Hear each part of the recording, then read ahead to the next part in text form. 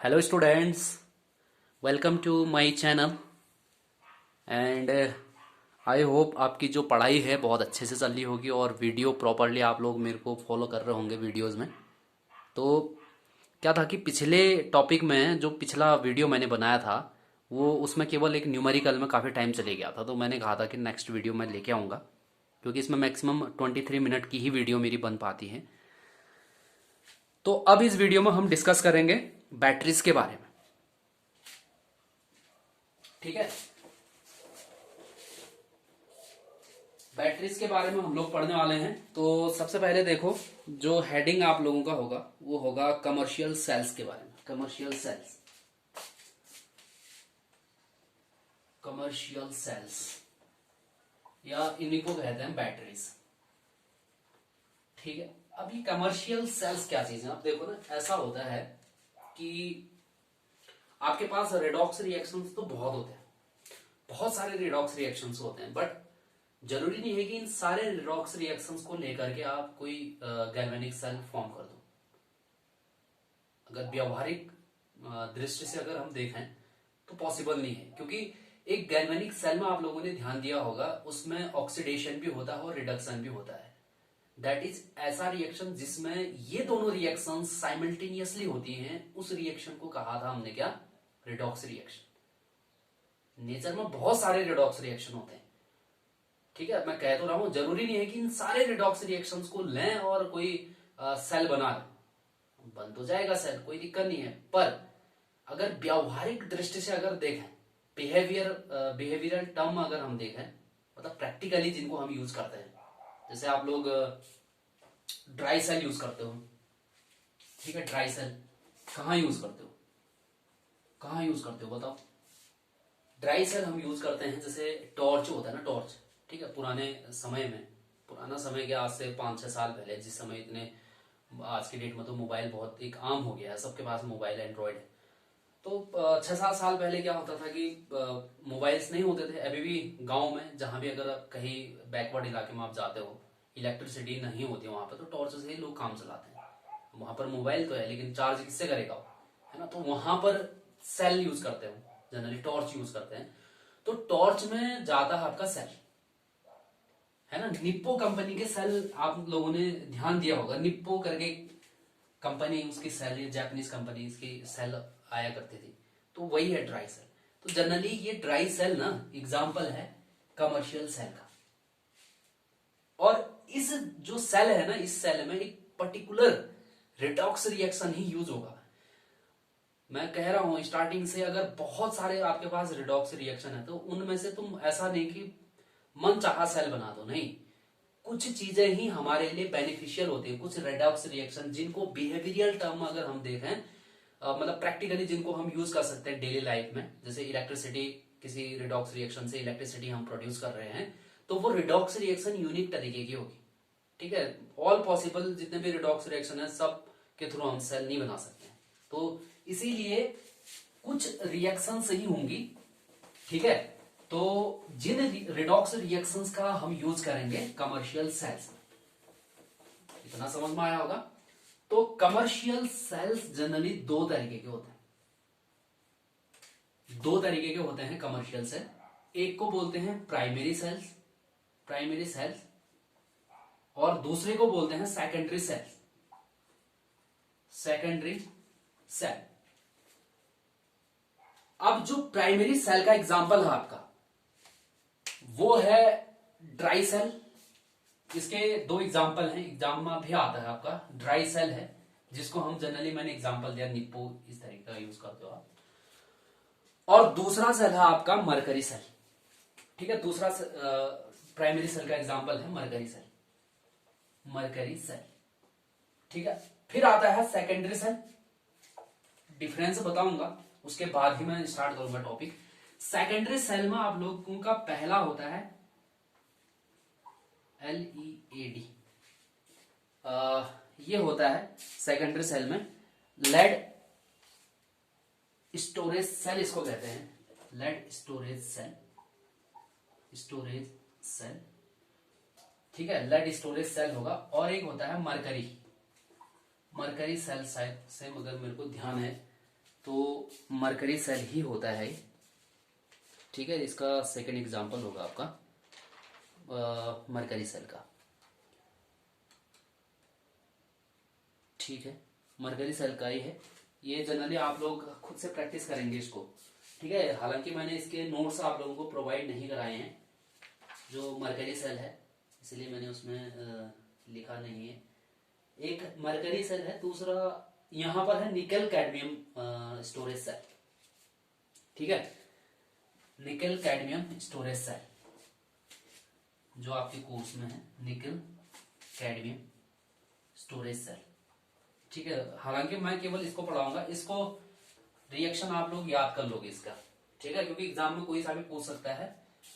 Reaction, cell reaction, इसके लिए cell reaction याद कर लेना, बाकी इसको मैं अभी डिस्कस करूंगा, ठीक है। इस सेकेंडरी सेल। अब बेसिक डिफरेंस आप समझो, सबसे पहले बेसिक डिफरेंस समझो। जो ये प्राइमरी सेल होते हैं ना, ये यूनिडायरेक्शनल होते हैं। अगर आप प्रैक्टिकली इसको यूज कर रहे हो, अगर एक बार खत्म हो गया ना, तो फिर इसको रीयूज नहीं कर सकते हो। यानी कि रीयूज का मतलब होता है इसको रिचार्ज नहीं कर सकते हो। इस वाले टाइप की जो बैटरीज होती हैं उनको रिचार्ज नहीं कर सकता।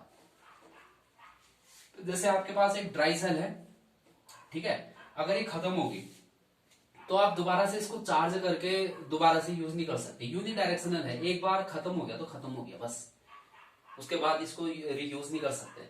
लेकिन जो सेकेंडरी सेल होते हैं ना, इनको तुम यूज कर सकते हो, रिचार्जेबल होते हैं, रिचार्जेबल। अब देखो क्या होता है, हमारी मोबाइल की बैटरी है, ठीक है। हमारी मोबाइल की बैटरी में क्या होता है, जो बैटरी है हमारी, वो जनरली एग्जांपल है किसका, सेकेंडरी सेल का। क्योंकि एक बार बैटरी लो हो जाती है हमारे, तो उसको रिचार्ज करके दोबारा से हम उसको यूज कर सकते हैं, तो ये रीयूजेबल होते हैं सेकेंडरी सेल्स। तो देखिए जैसे स्क्रीन में आप लोगों को दिख रहा है, स्क्रीन में ये है प्राइमरी सेल, ठीक है। ड्राई सेल का एक एग्जांपल है यहाँ पे। तो सबसे पहले मैंने ड्राई सेल बनाया है, यहाँ पे देखो ड्राई सेल बनाया है। सारे के सारे पॉइंट मैंने नोट कर दिए हैं। अगर मैं आपको समझा दूं तो ये ड्राई सेल का है। ग्रेफाइट ये होता है, जब भी अगर कोई सेल है आपके पास, वो खोल के देखोगे अंदर एक कार्बन टाइप का कुछ होता है, वो होता है जनरली आपका ग्रेफाइट। और इस पूरे सेल में जो ग्रेफाइट है, ये कैथोड का काम करता है, ठीक है। कैथोड का काम मतलब आप समझते हो कैथोड क्या चीज है, ठीक। क्योंकि इसमें जो रिएक्शन होगी ना, वो साइमल्टेनियसली होगी, वो खुद स्पॉन्टेनियसली होगी। तो यहां पर क्या होगा कि ये कैथोड का काम करेगा, ये, ठीक है, ये कैथोड का काम करेगा। दूसरा, जो ये बाहर का जो ये लेयर है आपका, ये दिख रहा होगा, ये जो बाहर का लेयर है, ये जनरली जिंक का है। ये जिंक कंटेनर है, जो भी कंटेनर होगा वो जिंक का है, तो उसको बोलते हैं एनोड। ये एज अ एनोड काम करेगा। ध्यान देना, इसको पहले समझो। ग्रेफाइट का काम कौन कर रहा है, ये ग्रेफाइट किसका काम कर रहा है, कैथोड का काम कर रहा है। और जो ये जिंक का मेटल है, बाहर से ये जो कोटिंग हो रखी है, ये काम कर रहा है किसका, एनोड का काम कर रहा है। इसमें जो सॉल्यूशन भरा है, ये जो डॉट डॉट ये पूरा सॉल्यूशन है, पेस्ट टाइप का होता है। कभी भी ड्राई सेल को अगर तोड़ के देखोगे तो उसमें एक पेस्ट निकल के आता है। वो पेस्ट जनरली होता है NH4Cl और ZnCl2 का, ये पेस्ट होता है उसमें। ZnCl2 और NH4Cl दोनों को मिक्स करके जो व्हाइट व्हाइट कलर का होता है, वो पेस्ट होता है, ठीक है। ये पेस्ट होता है इसमें, ये इलेक्ट्रोलाइट का काम करेगा इसमें, ठीक। बाकी ये पूरा ढकने के लिए मेटल का कैप लगा रखा है इसमें, ब्रास मेटल का। ये पॉजिटिवली चार्ज होगा, ये वाला जो टर्मिनल होगा ना, पॉजिटिव चार्ज टर्मिनल होगा। और बाकी इस उसको ढकने के लिए, कवर करने के लिए कार्डबोर्ड हमने लगा रखा है इसमें। तो ये जनरली ड्राई सेल का जो है फिगर है। आ रही बात समझ में, ठीक है। इसको समझ लेना, इसको समझना बहुत जरूरी है। अगर ये नहीं समझोगे फिर नहीं समझ। पहले क्या है कि इस ड्राई सेल में कौन कैथोड का काम कर रहा है वो पता होना चाहिए आपको। ग्रेफाइट का एक रॉड है, वो कैथोड का काम कर रहा है। जिंक का जो कंटेनर है, ये जिंक का कंटेनर है ये, ठीक है, ये एनोड का काम करेगा। बीच में पेस्ट भरा हुआ है, ये पेस्ट है आपका NH4Cl और ZnCl2 का पेस्ट, जो दोनों मिक्स करके पेस्ट भरा हुआ है इसमें। बाकी इसको ढकने के लिए ऊपर से मेटल का कैप लगा रखा है। बाकी कुछ नहीं कर रखा है, कार्डबोर्ड यूज कर रखा है इसको कवर करने के लिए। जो ये एनोड हल्का सा कवर किया है, ऐसा नहीं कि पूरा ढक के रख दिया, वो इसके कांटेक्ट में नहीं आएगा तो तब तो फिर बात ही कुछ और है। तभी मैंने बीच बीच में ये कर दिया है, माइक्रोपोर्स टाइप का लगा दिया है यहाँ पे, मतलब छोटे छोटे छेद टाइप के यहाँ है ना, ठीक है। यानी कि हल्की सी कैपिंग कर रखी है, ज्यादा कुछ नहीं। अब रिएक्शन देख लेते हैं, रिएक्शन होता क्या है। देखो ये कैथोड का काम इसलिए करता है ना जिंक, क्योंकि जिंक जो है इसके कांटेक्ट में आने पर, किसके कांटेक्ट में आने पर, जो ये पेस्ट है ना आपका यहाँ पर NH4Cl और ZnCl2 का जो पेस्ट है यहाँ पर, इसके कांटेक्ट में आने पर क्या करता है, Zn जो है Zn2 पॉजिटिव में कन्वर्ट हो जाता है। ठीक है, फिर आप कहोगे ऐसा क्यों हो जाता है? देखो जनरली ऐसा इसलिए होता है ना, क्योंकि जो NH4Cl आपका है ना, ये एसिडिक नेचर का होता है। एसिड कभी भी क्या करते हैं, किसी दूसरे को ऑक्सीडाइज कर देते हैं ना, तो इसीलिए कांटेक्ट में ये जिंक जो है इसके कांटेक्ट में आएगा, ये NH4Cl इनके कांटेक्ट में आएगा, तो ये ऑक्सीडाइज हो जाएगा। समझ में आ रही बात? ये ऑक्सीडाइज हो जाएगा, तो ये 2 इलेक्ट्रॉन यहाँ पर रिमूव कर देगा। तो ये जनरली होता है एनोड पे। अब कैथोड पर क्या काम होगा, क्योंकि कैथोड है तुम्हारे पास है, ठीक है, इस पर क्या काम होगा, इस पर होगा जनरली, क्योंकि जो ये कैथोड है ना, ये बाहर से कोटेड है, इसमें मैंने एक चीज थोड़ा सा लिखना भूल गया हूं, इसमें है MnO2+C, जो ये कार्बन ग्रेफाइट का जो ये है, इसमें MnO2+C, ये दोनों मिक्स करके है, ये ग्रेफाइट जो है ना आपका, इसमें आपका MnO2 भी है और प्लस कार्बन भी है, इसमें मिक्स टाइप का है। तो इसमें क्या होगा, अब देखो इसमें क्या होगा कि जो आपका NH4 पॉजिटिव जो यहां से ये टूटेगा ना, ये टूटेगा जब NH4Cl टूटेगा, जब NH4Cl, तो ये NH4 पॉजिटिव और Cl नेगेटिव में तो टूटेगा। तो क्या होता है कि जो NH4 पॉजिटिव है ये MnO2 के कांटेक्ट में आता है, क्योंकि MnO2 आपका किसमें है, ग्रेफाइट जो ये लगा रखा आपने कैथोड, इस पर कौन है, MnO2 भी है। ठीक है, तो NH4 पॉजिटिव इसके कांटेक्ट में जब आता है, ठीक, और साथ में क्योंकि Zn ने 2 इलेक्ट्रॉन यहां से रिलीज किए हैं, तो वो 2 इलेक्ट्रॉन भी जब ये सारे कंबाइंड होते हैं आपस में, तो देखो कैथोड में जनरली क्या होता है, इलेक्ट्रॉन को एक्सेप्ट करना, यानी कि इलेक्ट्रॉन को गेन करना कैथोड में ही तो होता है, और ये सारी प्रोसेस कैथोड में हो रही है फिर, क्योंकि कैथोड में कौन है, MnO2 है, यहाँ पर लिखा है मैंने MnO2, ठीक है, वो भी है। तो यहाँ पर क्या हो रहा है, कार्बन के प्रेजेंस, ग्रेफाइट है जनरली कार्बन का एक एलोट्रोप है ना ग्रेफाइट, तो पता होना चाहिए आपको, तो MnO2 भी है, तो ये MnO2 इसमें ग्रेफाइट की प्रेजेंस में, कार्बन की प्रेजेंस में ये MnO2 है यहाँ पे, तो उसकी प्रेजेंस में ये जो NH4 है ये इसके साथ कंबाइंड हो रहा है, और साथ में जो Zn ने 2 इलेक्ट्रॉन छोड़े हैं, रिलीज किए हैं, ये सारे के सारे कंबाइंड होकर के क्या बना लेता है, Mn के साथ, देखो Mn यहाँ पर रिड्यूस हो जा रहा है, ये जिंक यहाँ ऑक्सीडाइज हो रहा था, और यहाँ मैग्नीशियम मैग्नीज क्या हो रहा है, रिड्यूस हो रहा है। ध्यान देना, इसका ध्यान देना, यहाँ पर मैग्नीज जो है रिड्यूस हो गया, तो मैग्नीज जनरली यहाँ पर Mn जो है वो पहले से ही जुड़ा है, ये OH एक एक्स्ट्रा यहाँ पर जुड़ जाएगा, यानी कि HOH करके यहाँ जुड़ जाएगा।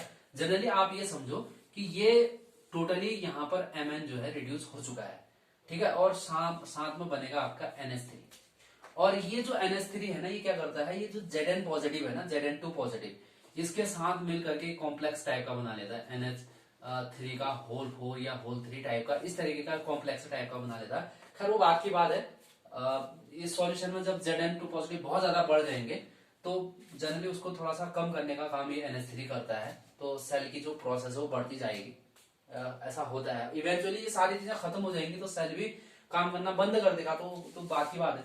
तो इतना समझ में आ गया ना, पहले क्या हो रहा है, यहाँ पर जो भी इलेक्ट्रोलाइट है उसके कांटेक्ट में आने पर, यानी कि NH4Cl के कांटेक्ट में, या ये ZnCl2 इनके संपर्क में आने पर, यहाँ से जो ये कंटेनर है इसका Zn जो है जिंक Zn2 पॉजिटिव में कन्वर्ट हो जा रहा है, तो 2 इलेक्ट्रॉन छोड़ेगा वो, ये 2 इलेक्ट्रॉन यहाँ की तरफ को मूव करेंगे, यहाँ पर कैथोड है आपका एक, इस कैथोड में आपका ग्रेफाइट दैट इज कार्बन का ही एलोट्रोप है C, और साथ में आपका है मैग्नीशियम, मैग्नीज ऑक्साइड है यहाँ पर, ये मैग्नीज डाइऑक्साइड, तो मतलब MnO2 है इसमें मौजूद, तो इलेक्ट्रॉन प्लस MnO2 प्लस साथ में जो आपका यहाँ पर जो इलेक्ट्रोलाइट का जो पेस्ट था वहां से NH4 पॉजिटिव मिलेगा आपको।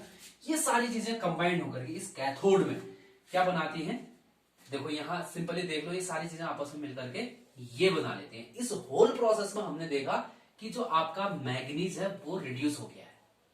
रिडक्शन कहां पर होता है, कैथोड में ही तो होता है, तो ये कैथोड पर ये प्रोसेस हो रही है, और साथ में NH3 बन जा रहा है आपका, ये आपको याद रखना पड़ेगा।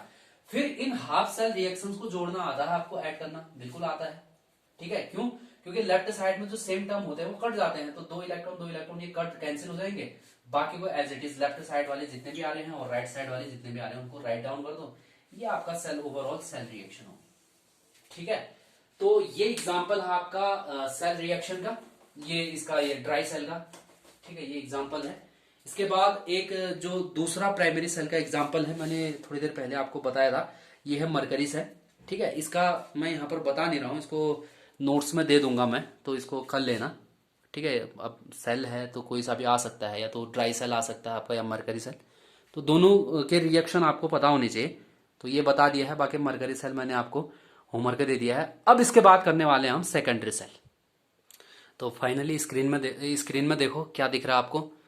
ये एक सेकेंडरी सेल का एग्जाम्पल है जिसमें लेड स्टोरेज सेल मैंने यहाँ पर बनाया हुआ है। इसमें क्या क्या चीज़ें हैं मैं आपको सब बताता हूँ वन बाय वन।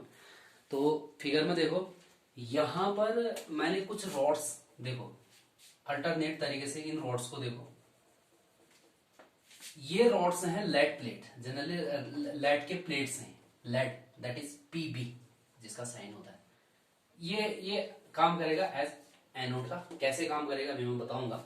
सेकंड है ये वाले रॉड्स, इनको देखो ये सारे कनेक्टेड, एक दूसरे से कनेक्ट कर दिए हैं मैंने। इनका टर्मिनल जो है ये पॉजिटिव, ये काम करते हैं एज अ कैथोड। ठीक है, ये जनरली PbO2 प्लेट्स हैं, ये वाले PbO2 प्लेट्स हैं और ये लेड के प्लेट्स हैं। ठीक है, इसका ध्यान देना। अब देखो यहां पर क्या है कि ये जो लेड प्लेट है ना, ये कर क्या रहे हैं, देखो कैथोड एनोड पर क्या हो रहा है, एनोड पर जनरली देखो जो पीबी है आपका वो कन्वर्ट हो जा रहा है आपका किसमें, Pb2 पॉजिटिव में। क्यों? क्योंकि सॉल्यूशन में आपका क्या मौजूद है, H2SO4 मौजूद है ना। जब भी H2SO4 टूटेगा तो H पॉजिटिव और SO4 नेगेटिव में नहीं टूटेगा, 2H पॉजिटिव और SO4 नेगेटिव। देखो दो तरीके होते हैं इसके दो तरीके होते हैं, ध्यान दो, सिंपली समझो। H पॉजिटिव और HSO4 नेगेटिव, या तो ऐसे में टूटता है या तो ऐसे में टूटता है, कोई सा भी लिख लो। ठीक है, तो अभी के लिए इसमें ये वाला कंसीडर करोगे तो 2H पॉजिटिव और SO4 2 नेगेटिव में टूट रहा है, तो H पॉजिटिव देगा। यानी कि ये जनरली कोई भी मेटल होगा ना उसको ऑक्सीडाइज करने का काम करेगा। यानी कि जो भी कांटेक्ट इसके एसिड के कांटेक्ट में आएगा, जो भी मेटल, वो क्या जनरली क्या करेगा, वो उसका जो है ऑक्सीडेशन करा देगा। तो ये इसीलिए ऑक्सीडेशन हो रहा है इसका। Pb जो है Pb2 पॉजिटिव में कन्वर्ट हो जा रहा है और साथ में 2 इलेक्ट्रॉन निकालेगा। ठीक है, लेकिन ये ज्यादा स्टेबल रहेगा नहीं। क्यों? क्योंकि सॉल्यूशन में SO4 नेगेटिव भी तो है, पॉजिटिव आयन है तो नेगेटिव भी तो है। पॉजिटिव इसको अगर उसके लिए मजबूर कर रहा है, देखो यहाँ पर नेगेटिव, यही तो मजबूर कर रहा होगा इसको। तो ये जो Pb2 पॉजिटिव है ना, ये पॉजिटिव चार्ज इससे कंबाइंड होकर के फाइनली PbSO4 बना देगा। ठीक है, इस ओवरऑल रिएक्शन को अगर लिखो, ओवरऑल कैथोड एनोड रिएक्शन को लिखो, तो सेम जैसे टर्म है तो वो कट जाते हैं, आपको पता ही है जब भी इनको साथ में लिखना होता है। तो PbS plus SO4 2 negative aqueous होगा ये। ठीक है, और ये दे रहा है आपका, देखो क्या दे रहा है, PbSO4 और साथ में ये 2 इलेक्ट्रॉन लिखोगे। ठीक है, ये ओवरऑल जो सेल रिएक्शन है इसको याद रखोगे, ताकि मैं ओवरऑल रिएक्शन लिखने के लिए इसका और जो इन दोनों से आएगा रिएक्शन उनको जोड़ करके मैं निकालूंगा। तो अब इनको देखो, कैथोड पर क्या चीज हो रहा है, कैथोड PbO2, आपको ध्यान रखना होगा। ये देखो याद रखने वाली चीजें हैं, इसमें कोई समझने वाली चीज नहीं है। देखो कैथोड कौन काम करेगा, एनोड की तरह कौन सा काम करेगा, ये पता होना चाहिए। जनरली लेड स्टोरेज सेल में जो लेड प्लेट है ये एज एनोड की तरह बिहेव करेंगे, और PbO2 के जो प्लेट्स हैं ये वाले, ये कैथोड की तरह बिहेव करेंगे। मैंने बता दिया एनोड पर क्या चीज होगा, एनोड पर जनरली ऑक्सीडेशन होता है। तो ये ऑक्सीडेशन क्यों हो रहा है ये भी बता दिया, क्योंकि ये सॉल्यूशन कौन है, एसिड है। इस एसिड के कॉन्टेक्ट में जैसे ही आएगा तो वैसे ही ऑक्सीडाइज हो जाएगा, ऑक्सीडेशन हो जाएगा इसका। तो मैंने वही रिएक्शन बताई यहाँ पे, ओवरऑल रिएक्शन लिख के मैंने बता दी है, ज्यादा एक्सप्लेन करने की जरूरत नहीं है। अब सेकंड में कैथोड पर जाते हैं। कैथोड में क्या चीज हो रहा है वो चीज देखते हैं। जो PbO2 है, क्योंकि सॉल्यूशन में आपका H2SO4 है ना, वो टूटा होगा 2H पॉजिटिव और SO4 नेगेटिव में। तो ये जो PbO2 है एस पॉजिटिव के कांटेक्ट में आता है और सॉल्यूशन में आपके 2 इलेक्ट्रॉन भी मौजूद है। देखो 2 इलेक्ट्रॉन भी मौजूद है यहाँ पर। तो ये सारे के सारे आपस में कंबाइंड होकर के क्या बना दे रहे हैं, Pb2 पॉजिटिव और साथ में 2s2 बना देंगे। ठीक है, इन दोनों को कंबाइंड करके देख लो, ऑक्सीजन है, ऑक्सीजन यहाँ 4s पॉजिटिव है, ये दोनों मिल करके यहाँ पर 2s2 बना देंगे। देखो 2 2 जा 4, 4 हाइड्रोजन है, ऑक्सीजन भी यहाँ से निकल जाएगा, एक ऑक्सीजन, देखो 2 ऑक्सीजन ना, O2 2 ऑक्सीजन, तो यहाँ भी 2 ऑक्सीजन। तो इस तरीके से बैलेंस करके देख लेना, फाइनली Pb2 पॉजिटिव है। और जैसे ही Pb जो है 2 पॉजिटिव में चले जाता है, सॉल्यूशन में कौन मौजूद है, SO4 2 नेगेटिव मौजूद है, तो उसके कांटेक्ट में आएगा यहाँ पर SO4 2 नेगेटिव को कांटेक्ट में आएगा, तो ये कन्वर्ट हो जाएगा आपका PbSO4 में। इतना क्लियर हो गया होगा। अब इन दोनों को ऐड करते हैं आपस में, इनका सम करो, देखो सेम टर्म कट जाएंगे।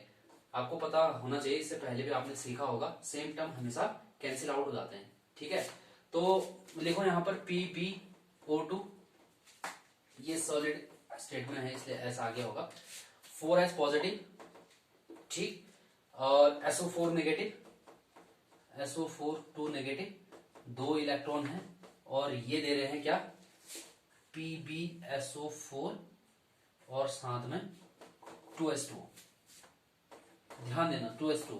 ठीक है, अब मैं ओवरऑल सेल रिएक्शन लिखने के लिए मैंने कहा था ना, इस वाले रिएक्शन और इस वाले रिएक्शन को देखोगे,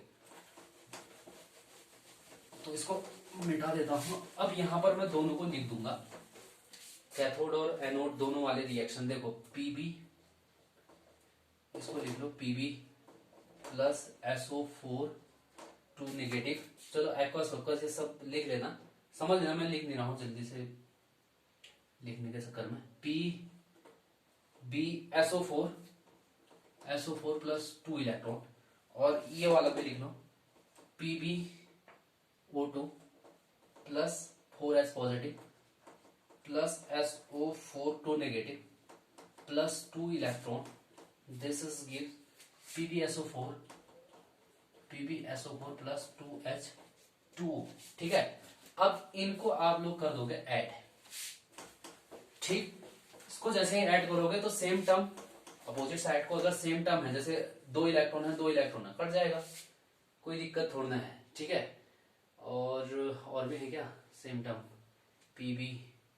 PbSO4 नहीं है, तो लिख दो Pb प्लस SO4, एक SO4 ये है, एक SO4, 2 SO4 हो जाएंगे, 2 SO4 2 नेगेटिव। ठीक है, इसका ध्यान देना। साथ में आपका PbO2 4s पॉजिटिव। ठीक, राइट साइड को PbSO4 टोटल कितने PbSO4 2 PbSO4 प्लस 2s2। ये ओवरऑल सेल रिएक्शन हो गया आपकी इसके लिए। ठीक है, तो